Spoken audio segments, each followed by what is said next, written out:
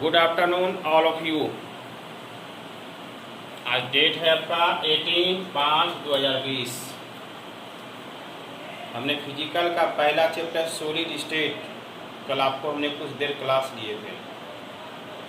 उसी में हमने कल आपको बताए थे सॉलिड स्टेट किसे कहते हैं, सॉलिड स्टेट के कितने पार्ट होते हैं, तो रिवीजन भी हो जाएगा।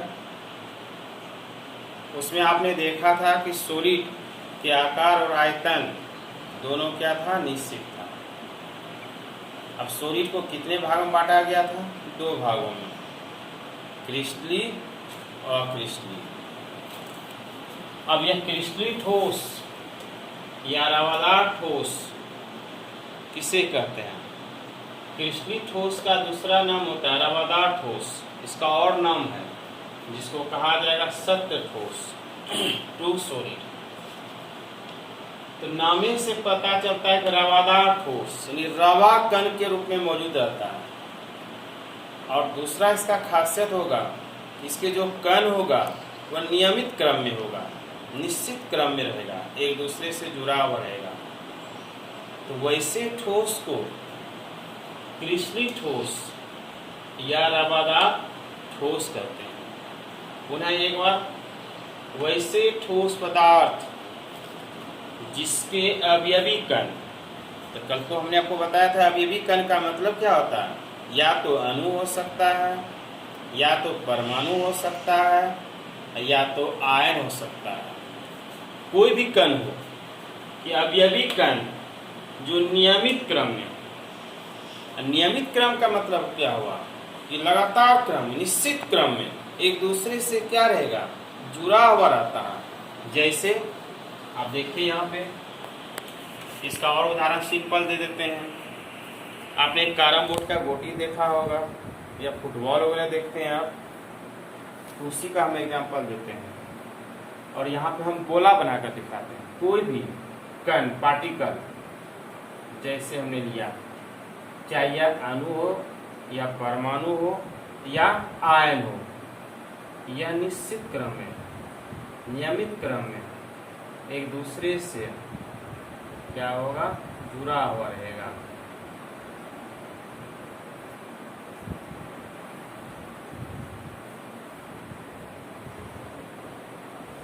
यहाँ पे छोटा बना हो रहा है, आप 1 रुपया का सिक्का से फिगर बना सकते हैं।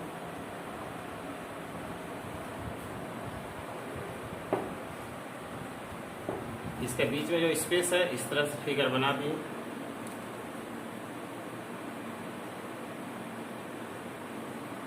यहां से देखते जाएंगे।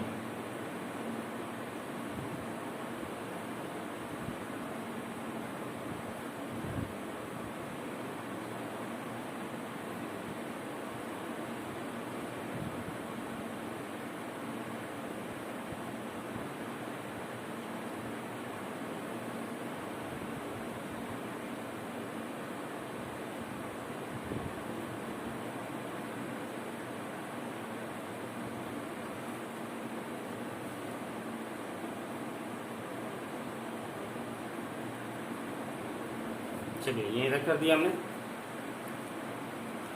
यानी इसकी जो परिभाषा हुआ, नियमित क्रम में होता है, उसे क्रिस्टली ठोस, और इसी का दूसरा नाम होता है सत्य ठोस, जिसको ट्रू सॉलिड कही जाती है। अब यह क्रिस्टली ठोस पदार्थ के अपना प्रॉपर्टीज होगा, इसका अपना एक गुण होता है। हर किसी पदार्थ का नेचुरल गुण होता है, इसका भी अपना नेचुरल गुण होगा, जिसमें से मुख्य रूप से आपको बताया जा रहा है कि निश्चित ज्यामितीय आकृति। इसकी जो आकृति है वह डिफिनिट होगा, डिफिनिट एक समान होगा। दूसरा है दीर्घ क्रम, लार्ज ऑर्डर में। लार्ज ऑर्डर में क्या होता है कि एक दूसरे से जुड़ा हुआ रहता है, उसी को कहा जाता है दीर्घ क्रम। तीसरा होगा विषमदेशिक प्रकृति, एनिसोट्रॉपिक। अब यह विषमदेशिक प्रकृति क्या है, इसका जो भौतिक गुण होगा यह भिन्न भिन्न दिशाओं में भिन्न भिन्न होगा। अब यह भिन्न भिन्न दिशाओं में भिन्न भिन्न क्या होता है, तो चलिए इसको भी हम बता रहे हैं। जैसे हमने ले लिया, यह अणु हो या परमाणु हो या आयन हो या कण ले लिया हमने पार्टिकल।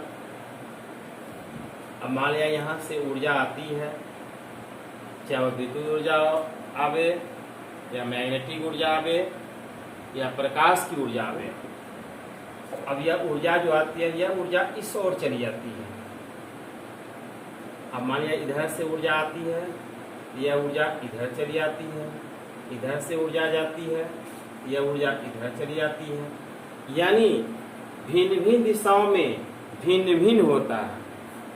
इसकी जो ऊर्जा होती है भिन्न भिन्न दिशाओं में जो भिन्न भिन्न होता है, वैसी ऊर्जा को विषमदेशिक ऊर्जा कही जाती है, जो क्रिस्टलीय ठोस पदार्थ के अंतर्गत आती है। अब इसका है निश्चित गलनांक यानी मेल्टिंग पॉइंट। ठोस पदार्थ को जब टेम्परेचर दिया जाता है, वह जो पिघलता है एक निश्चित आयतन पे। जैसे इसको समझाने के लिए हम देखते हैं बर्फ। यह बर्फ क्या है, हमारा ठोस पदार्थ है। अब इसको जब हम टेम्परेचर देते हैं तो 0 डिग्री सेल्सियस, अगर 0 डिग्री सेल्सियस से कम रहता है तो बर्फ बन जाता है। और जैसे 0 डिग्री सेल्सियस से थोड़ा अधिक जाएगा वह पिघलने लगता है और वह एक निश्चित ताप पर वह पिघलता है। किसमें चला जाता है? द्रव अवस्था में। यानी ठोस पदार्थ का जो गलनांक होगा मेल्टिंग पॉइंट, वह क्या होगा? निश्चित होगा, निश्चित ताप पर होगा। अब ई नंबर है शीतलन वक्र, जिसका इंग्लिश होता है कूलिंग कर्व। अब यह शीतलन वक्र का जो कूलिंग कर्व कहा जाता है, इसमें जो ऊर्जा का खपत होता है असतत होता है, डिसकंटिन्यूअस या इरेगुलर या इरेगुलर। अब इसका क्या मतलब हुआ? इसको समझाने के लिए हम एक एग्जांपल देते हैं आपको। जैसे ये ग्राफ है और इसमें टेम्परेचर को T और सेकेंड समय जो होता है T, ताप हुआ, T क्या हो गया? समय, सेकेंड। कोई भी क्रिस्टल, कोई भी अणु तो जब गर्म किया जाता है तो गर्म करने के बाद कि जब इसको ठंडा किया जाएगा तो ठंडा होने में इसकी ऊर्जा जो खपत होता है, ऐसे आया यहाँ पे रुका, एक वेगे तो गर्म नहीं होगा। फिर क्या होगा कि धीरे धीरे फिर यहाँ पे आकर ठंडा होने लगेगा, फिर आएगा कि हल्का सा गर्म होने लगा, हल्का गर्म हो जाएगा, फिर इस तरह से क्या हो जाएगा? ठंडा हो जाएगा। तो वैसी जो शीतलन वक्र होता है, ये देखते हैं लगातार नहीं होता। लगातार का मतलब क्या होता है कि एक बैगे यहाँ से टेम्परेचर को देना जब बंद किया तुरंत डायरेक्ट ठंडा हो गया, यह अक्रिस्टलीय में होगा। लेकिन क्रिस्टलीय में क्या होता है? यह वक्र के रूप में, जो असतत रूप में यह शीतलन वक्र करता है। चलिए क्रिस्टलीय ठोस पदार्थ का या रवादार ठोस का परिभाषा हो गया, और परिभाषा के साथ साथ इसकी प्रॉपर्टी भी होगी। अब इसको पुनः एक बार और हम जो है डिस्कशन कराते हैं। क्रिस्टलीय ठोस पदार्थ या रवादार ठोस पदार्थ, अगर परिभाषा बोलना है तो सीधा कहेंगे कि वैसे ठोस पदार्थ जिसके अवयवी कण नियमित क्रम में, निश्चित क्रम में जुड़ा रहता है, उसे क्रिस्टलीय ठोस या सत्य ठोस कहते हैं, जिसमें बहुत सारे एग्जाम्पल आपको दिया गया। अब इसी क्रिस्टलीय ठोस पदार्थ के आप चाहते हैं इतना सारा हम गुण नहीं बता रहे, तो इसकी परिभाषा में आ गया कि इसकी निश्चित ज्यामिति आ करती है। दूसरा हुआ यह दीर्घ क्रम में रहता है, और तीसरा चाहता है इसकी निश्चित गलनांक बोल सकते हैं, और चौथा हुआ विषमदेशिक, पांचवा हुआ शीतलन वक्र। अब दूसरी परिभाषा अक्रिस्टलीय का, जैसे क्रिस्टलीय का रवादार ठोस, उसी तरह से आएगा अक्रिस्टलीय ठोस। अब अक्रिस्टलीय ठोस का दूसरा नाम होता है बेरवादार ठोस, जिसका इंग्लिश होगा एमोर्फस सॉलिड। अब अक्रिस्टलीय ठोस या बेरवादार ठोस की परिभाषा क्या होगा? तो जस्ट इसका उल्टा होगा। इसके जो अवयवी कण था नियमित क्रम में, और इसका जो अवयवी कण होगा अनियमित क्रम में, यानी नियमित क्रम में नहीं होगा। तो वैसे ठोस को अक्रिस्टलीय ठोस या बेरवादार ठोस कही जाती है। और इसमें देखिए रवा कण के रूप में मौजूद रहता था, इसलिए इसका नाम था रवादार ठोस। या रवा कण के रूप में मौजूद नहीं रहेगा, इसलिए वैसे ठोस को कहा जाएगा बेरवादार ठोस या अक्रिस्टलीय ठोस। अब इसमें एग्जांपल क्या आ गया, कांच का टुकड़ा वगैरह देखते हैं गिरता है, कोई बड़ा हो जाता है, कोई छोटा हो जाता है, कोई महीन हो जाता है। तो इस तरह से एक निश्चित इसकी आकृति नहीं होती है। रबर हुआ, प्लास्टिक, मोम, बटर, स्टार्च, etc। इन्हें इसी अक्रिस्टलीय या बेरवादार ठोस का और दूसरा नाम होता है, जिसको कहा जाता है छद्म ठोस। छद्म ठोस। इसी छद्म ठोस का दूसरा भी नाम होगा आभासी ठोस। आभासी ठोस, जिसका इंग्लिश होगा सीरो सॉलिड। पे साइलेंट रहता है, सीरो सॉलिड। इसकी और एक नाम होगा जिसको कहा जाएगा अतिशीतित द्रव। यानी अक्रिस्टलीय ठोस या बेरवादार ठोस का बहुत सारा नाम हो गया, छद्म ठोस, आभासी ठोस या अतिशीतित द्रव, जिसकी इंग्लिश होता है सुपर कोल्ड लिक्विड भी कही जाती है या कहा जाता है। अब इसके गुण को क्या क्या निकला, तो अपने मन से भी बोल सकते हैं आप। इसमें ज्यामितीय आकृति क्या हुआ, निश्चित नहीं होता। अब क्या नहीं होता, देखिए इसी एग्जांपल को पुनः हम दिखा रहे हैं। यहाँ पे देख रहे हैं एक दूसरे से क्या है जुड़ा हुआ, एक निश्चित शेप में है। इसमें होगा क्या कि निश्चित शेप में नहीं होगा, एक यहाँ होगा, मान लिया यहाँ है, दूसरा यहाँ होगा, बिखरा हुआ रहता है।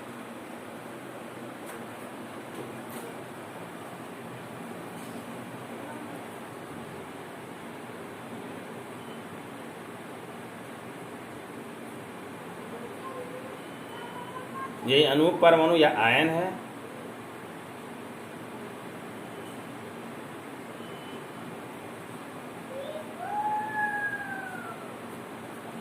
इसके अणु देखते हैं एक दूसरे से क्या है अलग हटा हुआ है। और दूसरी बात क्या है कि लगातार एक निश्चित क्रम नहीं है। अब जैसे यह देखिए दूगो है, बीच में क्या है अलग अलग है, फिर दूगो है, बीच में क्या है अलग अलग है, फिर यहाँ दूगो है अलग अलग है। इन्हीं इसकी निश्चित जो है ज्यामितीय आकृति नहीं होती है। अब बी नंबर, ये समदेशिक प्रकृति के होते हैं। इसकी भी परिभाषा बताया जाएगा कि समदेशिक का इंग्लिश होगा आइसोट्रोपिक, यानी ये समदेशिक प्रकृति के होते हैं। अब समदेशिक प्रकृति का मतलब क्या हुआ, इसी में देखिए कि इसमें जो भौतिक गुण होता है वह निश्चित होता है। अब क्या होगा, ये दिशा की ओर चलेगा। अब क्रिस्टलीय में आपने देखा होगा कि हमने लिखा था विषम देशिक। विषम देशिक का मतलब क्या है, जैसे देखिए इसमें गुण आएगा, इधर चला गया दिशा, इधर दिशा के अनुसार, इधर दिशा के अनुसार, इधर चाहते हैं ऐसे या चाहते हैं ऐसे, ऐसे भिन्न भिन्न दिशा भिन्न भिन्न होगा। लेकिन इसमें जो होगा, इसमें दिशा का स्वतंत्र रहेगा, निश्चित दिशा होगा, इसका भिन्न भिन्न दिशा नहीं होगा। अब इसमें देखिए बीच का मिडिल पॉइंट, ये समदेशिक प्रकृति के होते हैं। अब सी नंबर, इसमें गलनांक क्या था, निश्चित था, इसके गलनांक क्या होगा, निश्चित नहीं होगा। अब डी नंबर, शीतलन वक्र। अब इसमें था क्रिस्टलीय ठोस में शीतलन वक्र और सतत रूप में, यानी कब्र के रूप में, ग्राफ के रूप में, कभी चढ़ता था कभी उतरता था। लेकिन इसमें क्या होगा कि लगातार एक निश्चित क्रम में होगा, यानी सतत रूप में होगा, रेगुलर के रूप में रहेगा। तो यह आपकी क्रिस्टलीय और अक्रिस्टलीय ठोस का डिफिनेशन गुण हो गया, एग्जाम्पल भी हो गया। आपके एग्जाम में यह क्वेश्चन पूछा जाता है कभी का। अब IQ क्वेश्चन को आप हम लिख देते हैं, आप भी लिख लेंगे कैसे एग्जाम पूछा जाएगा। तो क्वेश्चन पूछा जाएगा क्रिस्टलीय ठोस IQ, जैसा आपको पता है हर चैप्टर इंपॉर्टेंट क्वेश्चन VVI सारा चीज बताते हैं थ्योरी क्लास में। यहाँ पर भी बता रहे हैं आपको क्रिस्टलीय ठोस, क्रिस्टलीय ठोस एवं अक्रिस्टलीय ठोस क्रिस्टलीय ठोस एवं अक्रिस्टलीय ठोस किसे कहते हैं? कहते हैं उदाहरण के साथ। क्या उदाहरण दें? ये आपका हो गया। हमने एक मोटा फॉर्मेलिटी आपको लिखा दिया। मान लिया आपके एग्जाम पूछा जाएगा क्रिस्टलीय ठोस पे टिप्पणी लिखें, तो टिप्पणी देंगे, परिभाषा देंगे, एग्जाम्पल दे देंगे। और क्रिस्टलीय ठोस को परिभाषित करें और क्रिस्टलीय ठोस की परिभाषा लिख देंगे, एग्जाम्पल दे देंगे। तो जैसे आपका है एक क्वेश्चन है, ये बहुत सारा इसका आंसर निकल रहा है। अब इसका क्या होगा? अंतर भी होगा, लेकिन अंतर लिखने से पहले एक बार पुनः डिस्कशन कराते हैं आपको, क्योंकि अंतर भी इसका उपयोग होगा। परिभाषा अगर समझ लिए हैं तो इसके अंतर भी आप अपने मन से लिख सकते हैं, कोई दिक्कत नहीं, याद भी हो जाएगा क्लास में। अब क्रिस्टलीय ठोस किसे कहते हैं? सीधा सा, इसकी निश्चित ज्यामितीय आकृति होती है और यह नियमित क्रम में रहता है, यह दीर्घ फॉर्म में रहता है, उसे क्रिस्टलीय ठोस या रवादार ठोस कहते हैं। लेकिन अक्रिस्टलीय ठोस में क्या होगा? इसकी निश्चित ज्यामितीय आकृति नहीं होती है, यह दीर्घ फॉर्म में नहीं रह सकता, लगातार टूट फूट के जाएगा, बिखरा हुआ रहेगा। दूसरा होगा इसका जो मेल्टिंग पॉइंट होगा वह निश्चित होगा, इसकी मेल्टिंग पॉइंट जो है निश्चित नहीं होता है। अब क्रिस्टलीय में गलनांक जो होता है शीतलन वक्र, जो शीतलन वक्र होगा वह क्या होगा? वह सतत होगा, लेकिन इसका जो अक्रिस्टलीय का शीतलन वक्र होगा वह सतत होगा। इस तरह से आपका अंतर भी हो जाएगा। चलिए नेक्स्ट क्वेश्चन लिख देते हैं, यह भी IQ रहेगा, इम्पोर्टेंट क्वेश्चन। अगर इसका लॉन्ग क्वेश्चन पूछा जाएगा तो पूछेगा क्रिस्टलीय ठोस एवं अक्रिस्टलीय ठोस किसे कहते हैं, दोनों में अंतर स्पष्ट करें। या 2 नंबर में रहेगा तो अलग अलग तौर पे पूछा जाएगा। अब इसी को हम क्वेश्चन लिखते हैं, क्रिस्टलीय ठोस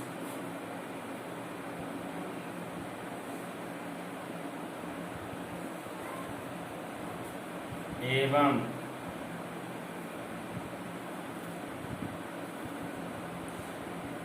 अक्रिस्टलीय ठोस में क्या अंतर है?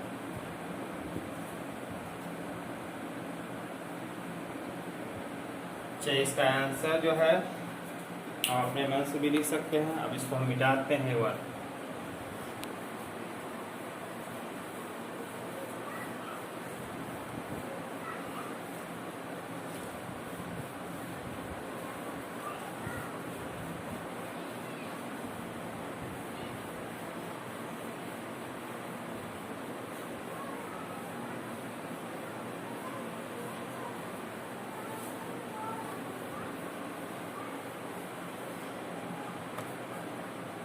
चलिए इसकी पहला अंतर, बीच में खटाल बना लीजिए, लीजिए पहला दीवार का नाम क्रिस्टलीय ठोस, दूसरा नाम अक्रिस्टलीय ठोस,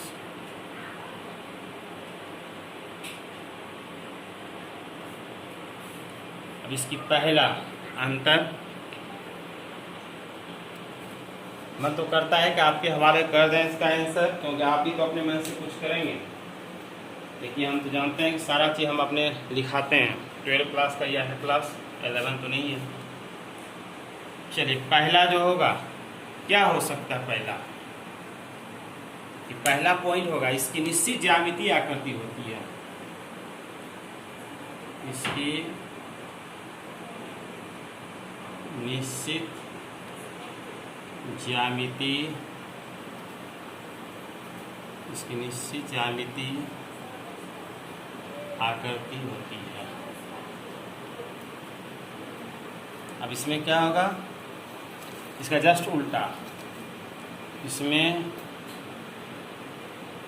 निश्चित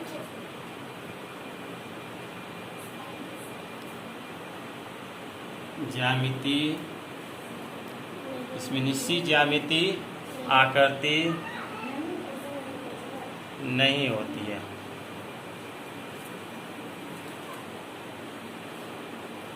दूसरा अंतर, ये नियमित क्रम में जुड़े रहते हैं, ये नियमित क्रम में जुड़े रहते हैं। इसमें क्या हो जाएगा, ये अनियमित क्रम में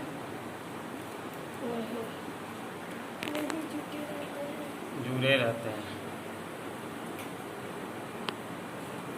तीसरा, हमसे कहा 5 को अंतर देना ही है। तीसरा होगा, ये विषमदेशिक प्रकृति के होते हैं। विषमदेशिक प्रकृति के होते हैं। इसमें क्या होगा, ये समदेशिक प्रकृति के होते हैं। चौथा, ये दीर्घ क्रम में व्यवस्थित रहते हैं।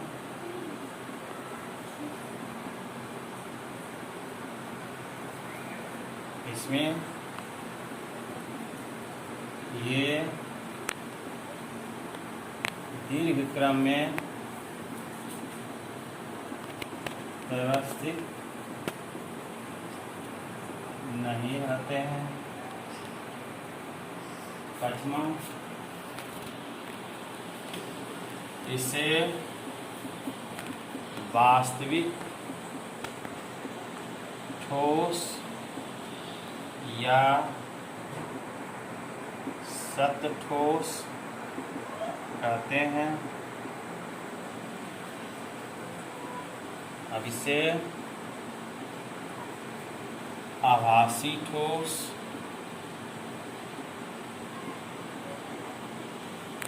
या सुपर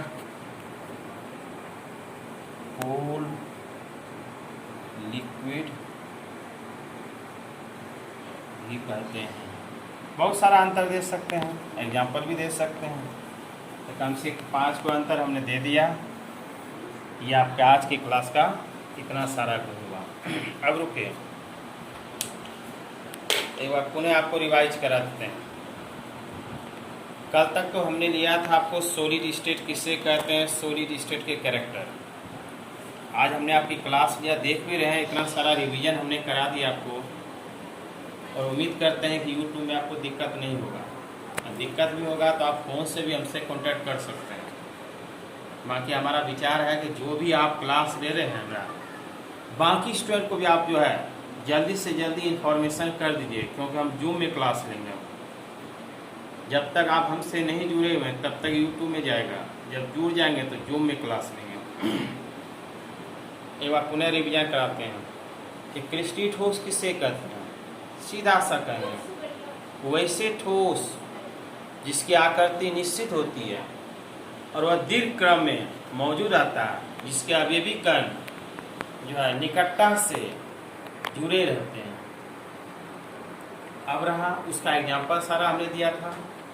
अब वह क्रिस्टल ठोस किसे कहते हैं, वैसे ठोस जिसकी ज्यामितीय आकृति निश्चित नहीं होती है, वे दीर्घ क्रम में मौजूद नहीं रहते हैं, तो वैसे ठोस को अक्रिस्टल ठोस कहते हैं। अक्रिस्टल ठोस का बहुत सारा नाम आ गया। इसे सीरो सॉलिड या आभासी सॉलिड ठोस या सुपर कूल लिक्विड भी कहते हैं। चलिए आज की क्लास का यहाँ तक भैया, आप लोग घर में बैठ के इस सारी चीज़ों को याद कर लेंगे। अब इसको आपको जैसे हो वैसे मन से पढ़ लीजिए, क्योंकि जितना अध्ययन करेंगे, हमारा जहाँ तक प्रयास है एक एक चीज़ का हम खंडन करते चले जाते हैं। चलिए, धन्यवाद।